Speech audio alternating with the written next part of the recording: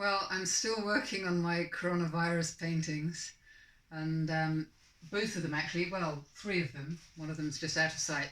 And so far, so good. Life before coronavirus, more on the left here. Little bits of bad news seeping in, but I haven't really given the bad news much of a much of a go really, because when the bad news came in, it really did come in. And first of all, we had the social distancing. That was fun. So this orange and yellow, which was my life with friends, the blue and the paler colours, which were a happy life, peace, tranquility, sort of the green, the work, the writing and the painting. And the little problems, sometimes little problems, we all have little problems and little holes and, digs in our life, don't we? Here are some little problems floating about here. You could call them coronavirus, really. So, anyway, bad news came in. We had to start socially distancing. So, there we are with the friends. And we had to separate off friends. So, here I have streaks. These are separating streaks in my mind. That's in my mind, at least they're separating streaks.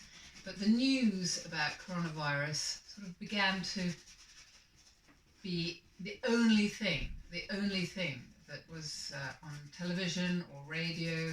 Brexit vanished, all conversation of Brexit vanished, all discussion of Brexit vanished, for which we will all be eternally grateful. And more bad news came in. We had the first cases in February, then the first deaths, and in March it galloped.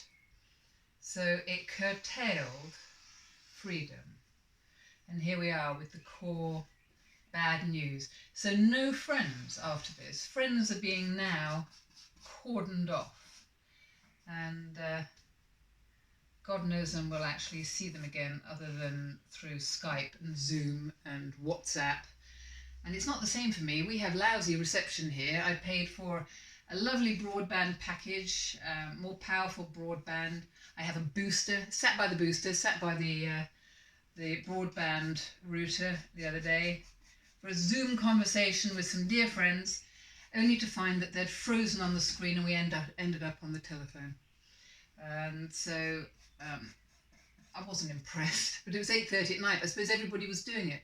But then isn't the whole idea supposed to be that you're able to contact people when you feel like it, not when everybody else has gone to bed? So things got darker. You see this nice bit of green up here? This was my idea of freedom in the future. Well, that didn't go that way, did it? Because I could be on a lovely day like today, I could be on a nice motorbike ride. But instead, we had restrictions and things got more and more constrained. Toilet rolls became a new currency. Kitchen rolls. When kitchen rolls started to show up on the supermarket shelves again, I began to feel that we'd turned a corner. When toilet rolls appeared about a week ago, or a week ago in my life, that is, I thought, well, this is the beginning of a sort of repair. We've passed the peak of toilet roll absence. And in a way I found that synonymous with being past the peak of coronavirus, which I hope is true, as they were saying today. We are past the peak. That doesn't mean to say that we can go scampering outside, does it? Sadly. However, we don't want a second wave. But it doesn't matter how lovely your surroundings are, if that's all you've got to look at. Oh, the pleasure of just going to pick up a pair of shoes and put them on your real feet. That would be lovely. Just, when was the last time you window shopped? I've noticed more and more shops are just taking the clothes out of the window because everything is bleaching in the sunlight. So coronavirus began to take a hold.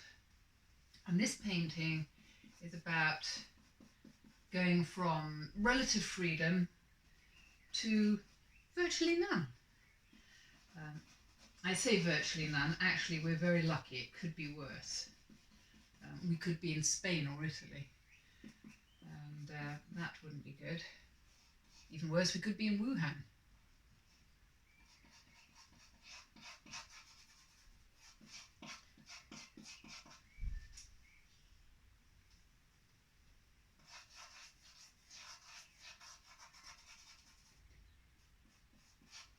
Just before total lockdown, I went to a friend's for supper, and we all sat there looking at each other from a very long way away, and being good about the social distancing, not touching, sanitising, washing hands, which was a new way of having a dinner party. And then suddenly, nothing. Oh, you see that blue? I've been leaving that blue in the corner. That's a bit unfortunate, isn't it? That'll have to go too, because there is no blue. Blue is peace and happiness, and while you may think that there is peace and happiness in lockdown, it's not freedom, and we're talking about a sense of freedom here, or I'm talking about a sense of freedom. This is my sense of freedom being curtailed. Everything is relative. We can't know another person's experience unless we walk in their shoes, and we're not able to walk in their shoes, so unless they give us a piggyback anyway. So, in fact, these lines are a little bit blue and they're not quite definite enough. Let's just make them a little bit more definite, shall we? Because I hear traffic and I live in a cul-de-sac. Anyway, let's do that. There we are. Friends and gatherings being crossed out. Looks rather tiger-like. Stick a couple of eyes on it, I'll have a tiger. And there's a gathering. I think that would represent my birthday, my 60th birthday on the 1st of April. Definitely all cancelled. However, if I was talking to a therapy client, I would get them to grab hold of the paints and try and give shape and colour to the way they were feeling, and maybe talk me through it, or we could discuss it as they did so. They don't have to do that, they can just talk to me. It's a lot tidier, a lot less messy. However, I find that getting things down on canvas sometimes alleviates the pressure. Even though I'm actually a figurative artist, I find abstracts very good for describing my internal landscape, which is getting darker on that side. When we move on to being in lockdown, that'll be interesting, because not everything is bad, is it? I mean, there's always good in with the bad. I mean, look at the amount of funny videos and hysterical happenings. There's a guy on YouTube, Chris Mann, very, very funny video. I'd read out the link if I had it with me, but it's a song about coronavirus and toilet rolls, and it's one of the funniest things I've listened to. And you see, being in lockdown though, we're also listening to all the news of the deaths, and bad news is brought into our homes hourly. Every minute we could watch coronavirus TV from one end of the day to the other.